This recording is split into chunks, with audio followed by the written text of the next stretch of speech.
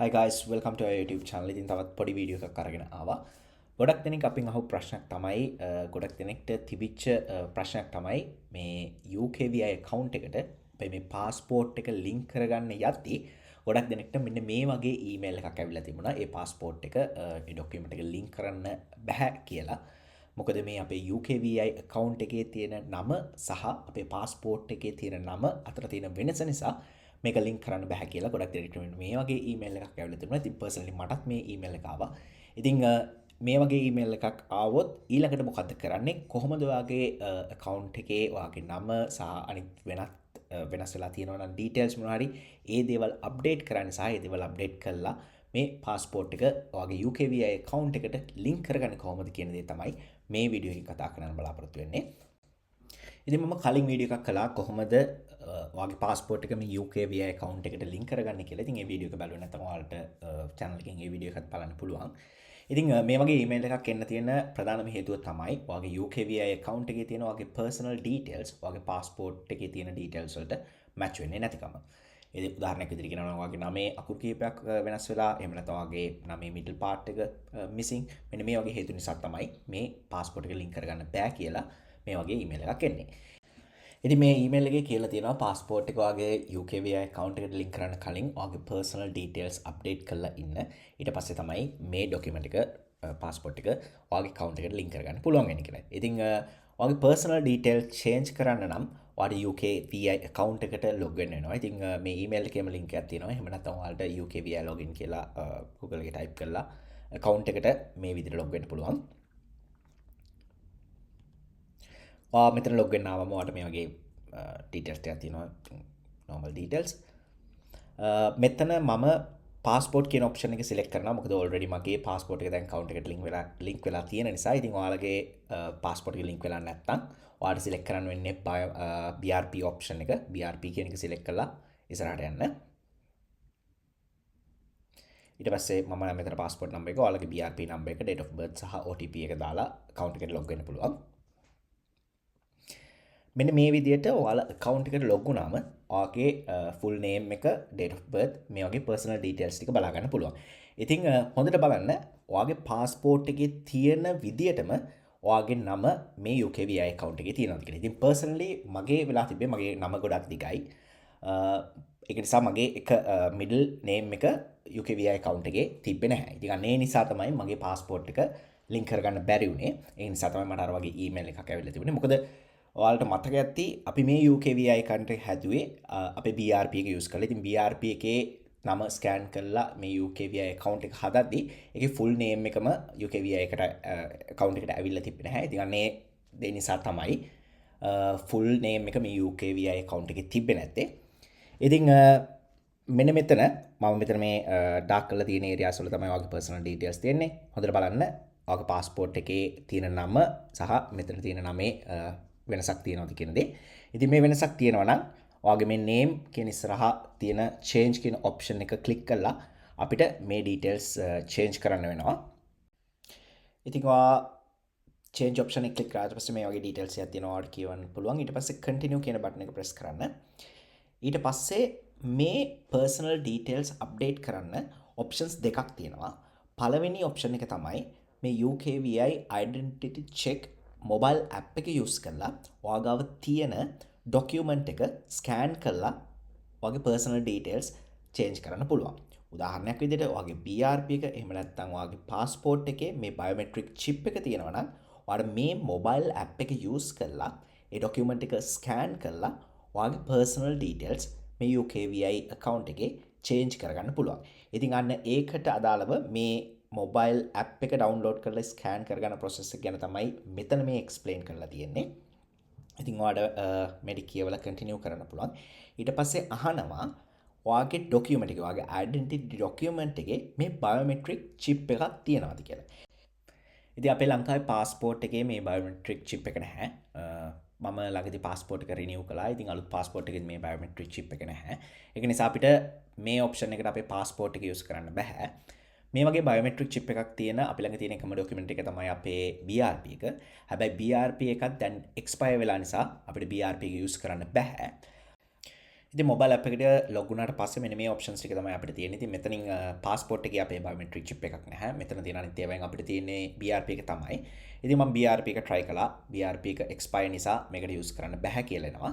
ඉතින් අපිට ඒක නිසා මේ ඔන්ලයින් මේ ඇප් එක use කරලා අපේ personal details UKVI account එකේ update කරගන්න බෑ. ඉතින් ඒක නිසා අපිට කරන්න තියෙන option 2 එකට යන එක. ඊට පස්සේ මම ආයෙමත් UKVI account එකට log වෙලා මෙතන no කියලා select කරලා ඉස්සරහට යනවා. එතකොට කියනවා ඉතින් අපිට app එක use කරන්න බෑ කියලා. ඊට පස්සේ ඊළඟට අපිට තියෙන option එක තමයි අපේ මේ identity document එක post කරලා ඒගොල්ලන්ට යවන එක. ඉතින් මෙතන questions ටිකක් අහනවා UK ඉන්න කෙනෙක් වෙන්න ඕන මේ දෙක කරන්න නම්. මෙතන instructions තියෙනවා මේක හොඳට කියවන්න. මෙතන කියලා තියෙන්නේ ඔයාගේ identity document එක. ඔයාගේ passport එක ෆිසිකල් ඩොකියුමන්ට් එක පාස්පෝර්ට් එක පෝස්ට් කරලා මෙන්න මෙතන තියෙන මේ ලිවර්පූල් ඇඩ්‍රස් එකට අපි පෝස්ට් කරලා යවන්න ඕනේ. ඒක පෝස්ට් කරලා යවුවට පස්සේ ඒගොල්ලෝ ඒ ඩොකියුමන්ට් එක ෆිසිකලි චෙක් කරලා ඊට පස්සේ එයාලා අපේ UKVI account එකේ අපේ personal details update කරනවා. ඉතින් මෙතන කියලා තියෙනවා instructions වල මෙතන ඩොකියුමන්ට් එකක් තියෙනවා PDF එකක් තියෙනවා. මේ PDF එකේ sheets දෙකක් තියෙනවා. එතන එක sheet එකක් අපි තියාගන්න ඕනේ. sheet number 2 එක ඔයාගේ පාස්පෝර්ට් එකේ යවන එන්විලොප් එකේම ඔයාගේ පාස්පෝර්ට් එකත් එක්කම දාලා යවන්න ඕනේ. ඉතින් මෙතනින් ඔයාලට මේ ડોකියුමන්ට් එක ඩවුන්ලෝඩ් කරගන්න පුළුවන්. ඉතින් මේකේ මම කිව්වා වගේ මෙතන pages දෙකක් තියෙනවා.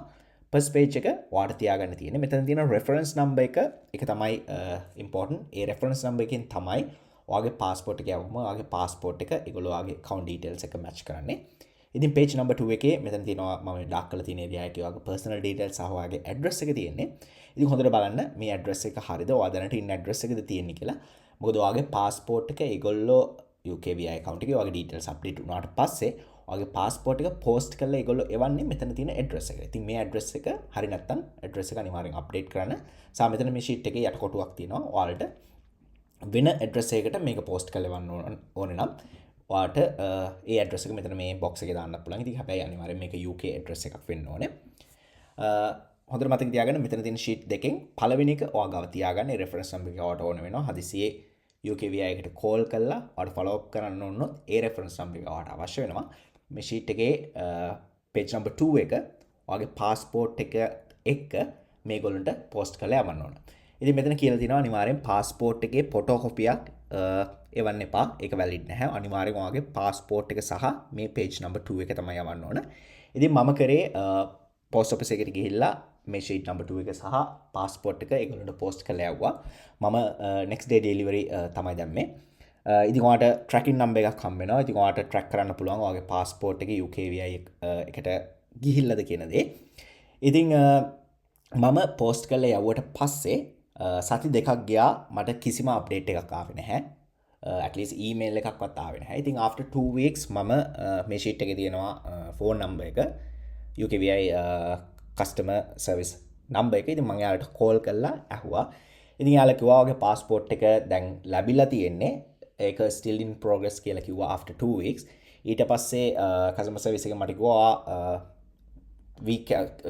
after 3 weeks වගේ call එකක් දීලා බලන්න. එතකොට ඔයාලට update එකක් ආයිත් ගන්න පුළුවන් කියලා. ඉතින් මම සති 3කින් ආයෙමත් යාලට call කළා.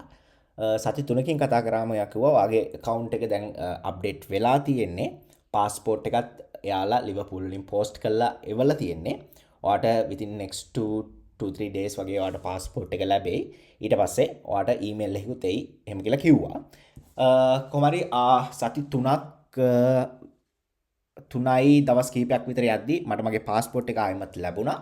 හැබැයි මට කිසිම email එකක් ලැබුණේ නැහැ. ඔයාගේ account details update කළාද, passport එක link කරාද මෙහෙම කියලා කිසිම email එකක් ආවේ නැහැ. ඉතින් මට passport එක ලැබුණාට පස්සේ මම try කළා ආයෙමත් UKVI account එකට log වෙන්න. ඉතින් ඒත් passport එක link වෙලා තිබ්බේ නැහැ. සහ account details update වෙලා තිබ්බේ නැහැ. ඊට පස්සෙත් මට passport එක ලැබිලත් සතියක් විතර ගියාට පස්සේ මම ආයෙත් try කළා UKVI account එකට log වෙන්න. අන්න එතකොට මම BRP එකෙන් try කළා. ඒතකොට BRP number එකෙන් log වෙන්න බැරි වුණා. ඊට පස්සේ මම try කළා මගේ passport number එකෙන් log වෙන්න. අන්න එතකොට තමයි මට මගේ passport number එක දාලා UKVI account එකට log වෙන්න පුළුවන් වුණේ. ඊට පස්සේ එහෙම log වෙලා බැලුවට පස්සේ මම දැක්කා account details update වෙලා තියෙනවා කියලා. ඉතින් මම passport එක post කරලා යවුවා. යවට පස්සේ සති 3ක් විතර ගියා මට පාස්පෝර්ට් එක ආපහු එන්න. සහ පාස්පෝර්ට් එක ලැබිලත් සතියක් විතර ගියා UKVI account එකේ මගේ personal details update වෙන්න. ඉතින් මේ process එක අතරතුර මට කිසිම email එකක් ආවේ නැහැ UKVI එකෙන් process එක මොකද වුනේ කියන එක. ඉතින් මම සති දෙකක් විතර ගියාට පස්සේ call එකක් දීලා බැලුවා. ඉතින් ඔයාලට පුළුවන් call එකක් දීලා එක follow up කරන්න කොහොමද process එක වෙන්නේ කියන දේ. ඉතින් ඔන්න ඔහොම තමයි මම මගේ UKVI එකේ account එකේ personal details update කරේ සහ passport එක link කළේ. ඉතින් මෙන්න මේක තමයි ඔයාගේ UKVI account එකේ ඔයාගේ personal details update කරගන්න process එක. ඉතින් හිතනවා මේ වීඩියෝ එක වැදගත් වෙන්න ඇති කියලා. ඉතින් ඔයාලත් මේ වගේ issue එකක් තිබ්බනම් ඔයාලට මොන හරි ප්‍රශ්න තියෙනවා නම් කමෙන්ට් කරන්න පුළුවන්. ඉතින් ඔයාලා මේ වීඩියෝ එකට කැමති නම් like කරන්න සහ ඔයාලා අපේ channel එකට අලුත් නම් please channel එකට subscribe කරන්න අමතක කරන්න එපා. ඉතින් මේ වගේ තව important වීඩියෝ එකකින් හමු වෙනකන් අද ගිහින් එන්න.